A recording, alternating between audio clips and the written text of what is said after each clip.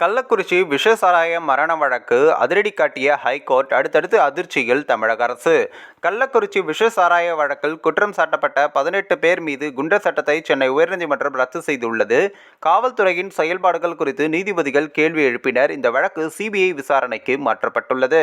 கடந்த ஆண்டு ஜூன் 18ஆம் தேதி கள்ளக்குறிச்சி மாவட்டத்தில் விஷசாராயம் அருந்தி 60க்கும் மேற்பட்டோர் உயிரிழந்த சம்பவம் தமிழகம் முழுவதும் பெரும் அதிர்ச்சியை ஏற்படுத்தியது.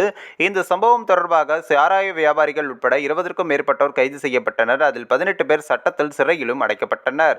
மேலும் குண்டர் சட்டத்தில் அடைக்கப்பட்டதை தொடர்ந்து ரத்து செய்யக்கோரி 18 பேரும் சென்னை உயர்நீதிமன்றத்தில் மனு தாக்கலும் செய்திருந்தனர். இந்த வழக்கு நீதிபதிகள் எம்.எஸ். சுப்பிரமணியம் மற்றும் எம். ஜோதிராமன் அமர்வில் இன்று விசாரணைக்கு வந்தது. அப்போது மனுதாரர்கள் தரப்பில் ஆஜரான வழக்கறிஞர்கள் காலதாமதமாக குண்டர் சட்டத்தில் அடைக்கப்பட்டதையும் ஆவணங்கள் முறையாக வழங்கப்படவில்லை என்ற வாதத்தை முன்வைத்து குண்டர் சட்டத்தை ரத்து செய்ய வேண்டும் என்று கூறினர்.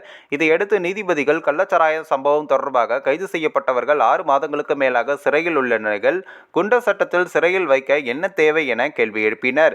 கள்ளச்சாராய விற்பனை பல ஆண்டுகளாக நடைபெற்று வரும் நிலையில் மதுவிலக்குத்துறை என்ன செய்து கொண்டிருக்கிறது என்று காவல்துறை கேள்வி எழுப்பினர். மேலும் மதுவிலக்கு போலீசார் பதிவு செய்த வழக்கில் பாதிக்கும் மேற்பட்டவை ஜோடிக்கப்பட்டவை என்றும் முதன்மையான குற்றவாளிகள் கைது செய்யப்படுவதில்லை, தவறு இழைக்கும் மதுவிலக்கு காவலர்கள் மீது என்ன நடவடிக்கை எடுக்கப்பட்டுள்ளது என்பதும் தெரியவில்லை என்றனர்.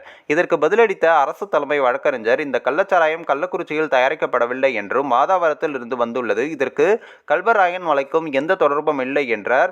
மேலும் 60க்கும் மேற்பட்டோர் மரணம் காரணமாகவே அனைவரும் குண்டர் சட்டத்தில் அடைக்கப்பட்டனர் என்றும் தெரிவித்தார். இதையடுத்து மனுதாரர்கள் தரப்பில் வாதங்கள் ஏற்றுக்கொண்ட நீதிபதிகள் அவர்கள் அனைவரின் மீதான குண்டர் தடுப்பு சட்டத்தை ரத்து செய்தும் உத்தரவிட்டனர்.